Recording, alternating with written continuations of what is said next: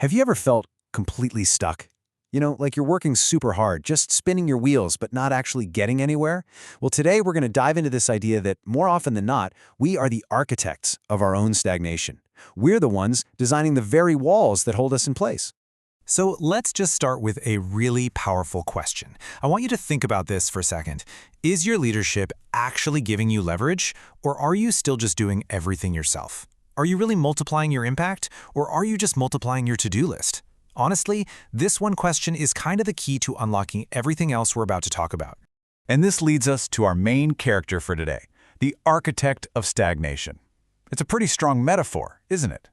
The whole idea is that our roadblocks aren't just random things that happen to us, they're structures. Structures that we've actually designed and built ourselves, and get this, a lot of the time we don't even realize we're doing it. So where does this whole construction project start? Well, it starts inside your head, with what we're calling the internal blueprint. These aren't, actual drawings, but they're the thoughts, the fears, and the beliefs that create a really shaky foundation for everything else. Let's break down what that blueprint looks like. It almost always kicks off right here, with this deep, core feeling of just not being good enough. It's that little nagging voice in the back of your mind, the one that's always whispering, you're going to get found out, or you're just not cut out for this. This right here, this is the very first line drawn on the blueprint. It's the foundational crack. And think about it. If you believe you're not good enough, how could you possibly trust yourself? That one belief leads directly to this. You second-guess every single decision, you ignore your own gut feelings, and you're always looking for someone else to tell you you're doing okay, because you just can't find that confidence inside. Okay, so with no self-trust, what rushes in to fill that space? Fear. And we're not talking about a little bit of worry. This is that paralyzing fear of failure, the fear of stepping into the unknown. It's the thing that convinces you that doing nothing is way safer than trying something new and maybe, just maybe, messing up.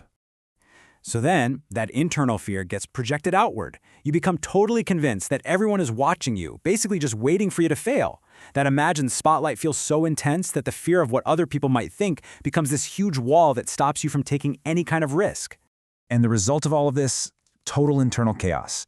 Your mind is running a million miles an hour, just cycling through all these worries, all these anxieties, playing out every single worst-case scenario. It is absolutely exhausting, and it makes clear thinking pretty much impossible. And when it's all said and done, that internal storm just leaves you feeling completely and utterly lost.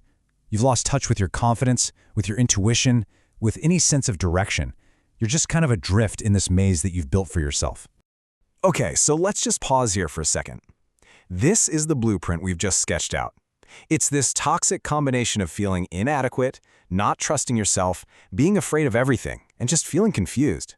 And it's so important to see this clearly, because when your foundation is this shaky, any structure you build on top of it is pretty much doomed from the start. All right, so now let's look at how this internal blueprint actually starts to show up in the real world. These are the external structures. This is where those inner feelings become real, everyday behaviors, the actual visible walls of that prison you've been building. I mean, it makes perfect sense, right? If you don't really trust yourself, it's almost impossible to truly trust other people. And that leads straight to isolation.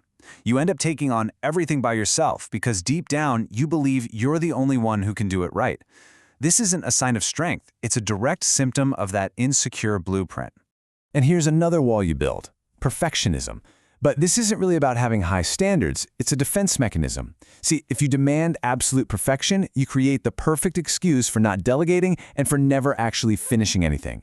It keeps you safe from that judgment you're so afraid of. That feeling of not being good enough also shows up as being physically unable to say no. You're so scared of letting people down or not being liked that you just say yes to everything. This lack of boundaries is a one-way ticket to burnout, and it guarantees you're always working on other people's priorities instead of your own. And of course, if you're doing everything alone, you're not asking for help, because asking for help would mean you have to be vulnerable. It would feel like you're confirming that inner voice that says, see, you're not good enough.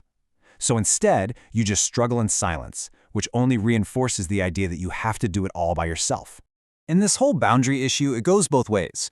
When you can't say no to new things, you also have a really hard time enforcing the limits you do have. You let people walk all over your time and your energy, which just makes you feel even more powerless and lost. And there you have it. The internal blueprint of fear and self-doubt creates these external structures of isolation, perfectionism, and really weak boundaries. These are the visible walls. This is the maze you're navigating every single day. But wait, it doesn't stop there. Over time, these structures, they get stronger. They become fortified. These are the deep, ingrained habits and defenses that basically lock the whole system of stagnation in place. When your inner world feels completely chaotic and you don't trust the world around you, what's the natural reaction? You clamp down. You try to control everything you possibly can. This is exactly where micromanagement comes from. It's not a leadership style, it's just a desperate attempt to control an environment that you're actually terrified of. And of course, this desperate need for control leads straight to a massive resistance to change. For the architect of stagnation, any kind of change feels like a threat. It represents the unknown, a chance to fail, and a loss of that tight grip you fought so hard to keep. Every new idea feels like a huge risk. So what do? You retreat into your comfort zone. You only do the things you know how to do. You stick to the same old path. But what happens is your world gets smaller and smaller, and what started out as a safe little house has now become your cage. And this is the really tragic part. It becomes a feedback loop. Just when it seems like you might be about to have a breakthrough or try something new, you pull back. You find a reason to stop. You actively become a participant in your own stagnation, reinforcing the walls of your prison over and over again. Now this gets to the absolute core of everything. Why? Why do we do all of this? It's because we are clinging to an old story. A story about who we are, a story about what we're capable of, and a story about what we think we deserve. That story is the mortar that's holding all of these bricks together. And so we end right back where we started, with a question. Here's the key takeaway from all of this. If you are the architect of your own stagnation, that also means you hold the power to be the architect of your own growth. You can choose to tear down this old structure. So the only question that really matters is, what new story, what new blueprint will you build from?